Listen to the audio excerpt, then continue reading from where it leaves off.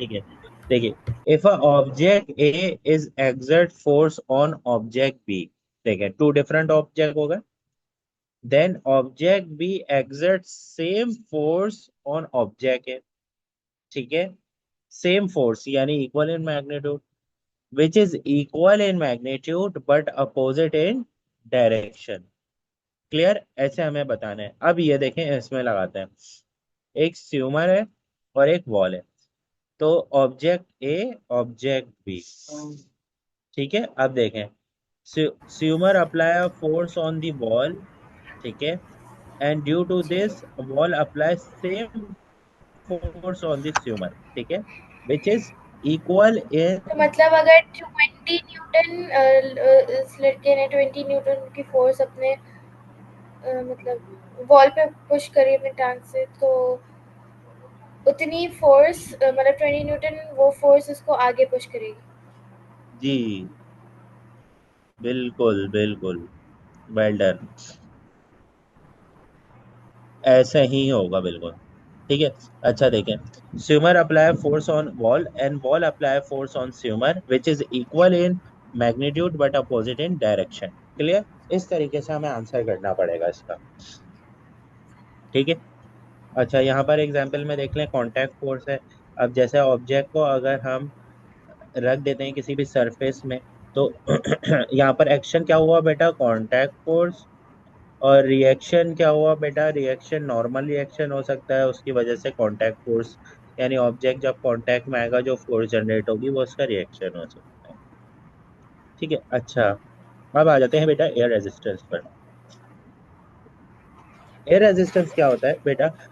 Air resistance आपने observe करा है?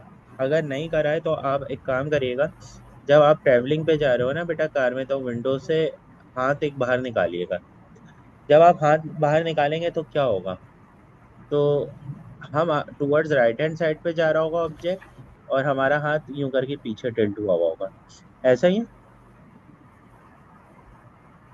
कभी ऐसा करा है आपने? यस। हाँ, तो ये वो चीज होती है एयर रेजिस्टेंस, ठीक है। एयर रेजिस्टेंस कब होती है? जब ऑब्जेक्ट मोशन में हो।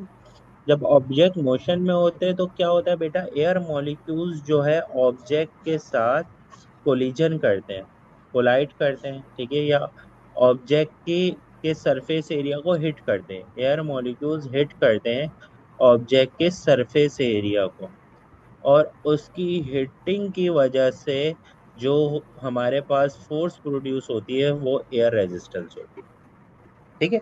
एयर पार्टिकल कोई भी ऑब्जेक्ट मोशन में होता है तो उसकी सरफेस एरिया पे हिट करते हैं। जैसे एग्जांपल, आपने बॉल ड्रॉप करी एक हाइट से, अब बॉल आ रही है टुवर्ड्स डाउनवर्ड, डाउनवर्ड यूं करके आ रही है, लेकिन बॉल जब मोशन में है तो बॉल पे एयर मॉलिक्यूल्स क्या कर रहे हैं? फोर्स लगा रहे हैं डाउनवर्ड्स, अपवर्ड, अगेंस्ट। तो वो जो air molecules, air particle ball पर फोर्स लगा रहे हैं against to the movement of the ball, this is known as air resistance. Clear हुआ एयर रेजिस्टेंस? ये और बताओ थोड़ा सा।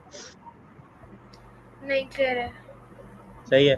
अच्छा, इसकी वजह से बेटा हीट लॉस होगी, एनर्जी लॉस होगी जब एयर रेजिस्टेंस होता है।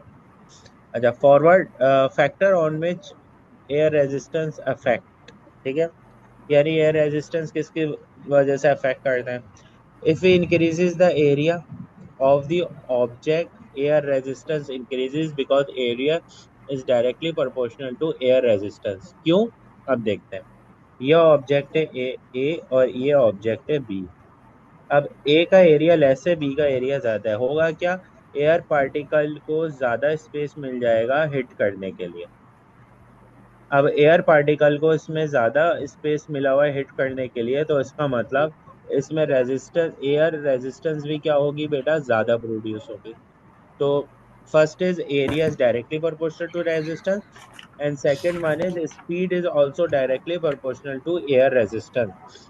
हम जितनी ज्यादा स्पीड से मूव कर रहे होंगे, ठीक है, एयर पार्टिकल भी इतनी तेजी से कोलाइड करेंगे ऑब्जेक्ट के साथ। So speed is directly proportional to air resistance, and area is also directly proportional to air resistance. Clear? Yes. ये फैक्टर याद रखिएगा। अच्छा, फ्रिक्शन, ठीक है।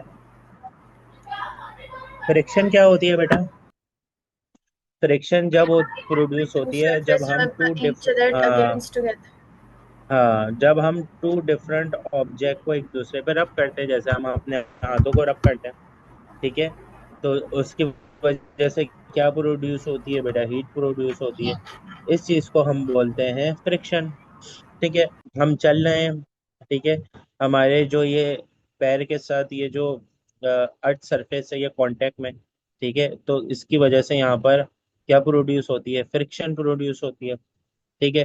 टायर है, कार के टायर है, टायर, कार के टायर और रोड में जो कांटेक्ट की वजह से जो हीट और जो फोर्स प्रोड्यूस होती है वो फ्रिक्शन होती है। क्लियर हो गई बात? ठीक है। अच्छा, it is responsible for heat and energy loss, ये भी हीट और एनर्जी लॉस प्रोड्यूस करती है। अच्छा, इसके एडवांटेजेस क्या है बेटा? It help us in walk, ये हमें वॉक करने में हेल्प करती हैं, ठीक है। अगर हमारे पास फ्रिक्शन लेस एरिया हो, फ्रिक्शन लेस एरिया हो बेटा, तो सर ऑब्जेक्ट क्या फ्रिक्शनलेस कर, एरिया क्या होता है? फ्रिक्शन लेस जहाँ पे फ्रिक्शन कम हो। अब एग्जाम्पल, मतलब जहाँ पे ऑयल गिरा हुआ वहाँ पे फ्रिक्शन कम होता है ऑब्जेक्ट में। आप देखते हैं वहाँ पे कार्स या बाइक जाती हैं वो स्लिप कर जाती हैं, ऐसे ही होता है।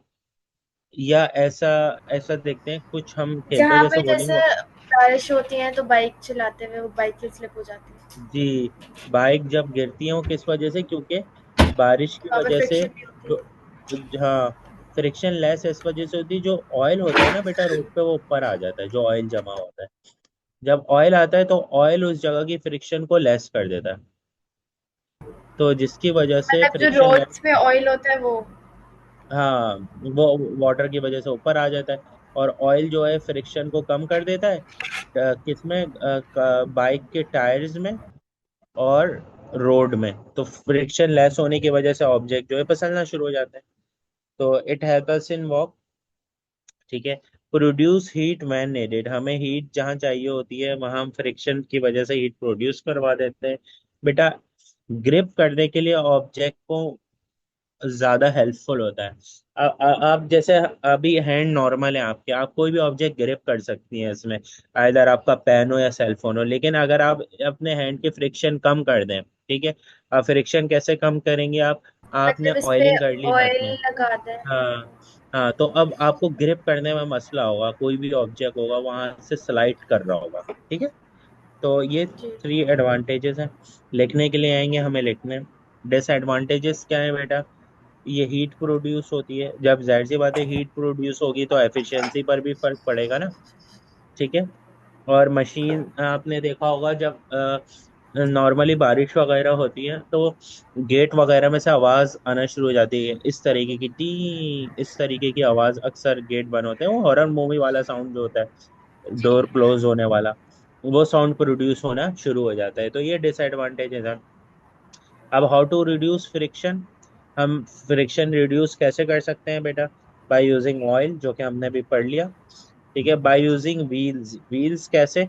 अब एग्जांपल एक, आपको ये बॉक्स है और इसको यहाँ से पॉइंट ए से पॉइंट बी पे लेकर जाना है, और आप फोर्स अप्लाई कर रहे हैं इस पे, तो अब देखिए पूरा एरिया इसका इसका रोड के साथ कांटेक्ट में है। तो हर जगह इसमें फ्रिक्शन प्रोड्यूस हो रही है, तो इसको ड्रैग करना आपके लिए मुश्किल होगा। लेकिन अगर आप इसी ऑब्जेक्ट में टायर्स लगा दें तो आप फोर्स लगाइए, इजीली मूव कर जाएगा point A to point B, क्योंकि फ्रिक्शन का एरिया क्या हो गया बेटा? यहाँ पर लेस हो गया, कम हो गया। आई बात? क्लियर हुआ बेटा यस। आपको? यस। तो व्हील, व्हील भी यूज करते हैं, सरफेस स्मूथ कर सकते हैं, टाइल्स वगैरह लगे हो जहाँ पे आपने स्मूथ टाइल्स लगे हुए देखे हैं घर में या मॉल्स वगैरह, वहाँ पे हम इजीली मूव कर सकते हैं। बट जो स्मूथ सरफेस नहीं हो, रफ सरफेस हो, वहाँ पे बहुत इश्यू होता है मूव करने में, ठीक है। अच्छा, अब इसी तरीके से हम ये कह सकते हैं rolling friction is lesser than sliding friction. अब जैसे एक स्लाइड है, अब एक ऑब्जेक्ट को हम इसको यहाँ से स्लाइड करवा रहे हैं, तो जब हम स्लाइड करवाएंगे तो देखें इसकी पूरी बॉडी कांटेक्ट में इस पूरे एरिया से, तो स्लाइडिंग फ्रिक्शन ग्रेटर होता है। लेकिन अगर यही ऑब्जेक्ट को मैं रोल करवाते हुए मूव करवाऊं तो देखें लेस एरिया जो है इसका कांटेक्ट में, तो रोलिंग फ्रिक्शन हमेशा लेसर होती है with respect to sliding friction. कोई इशू?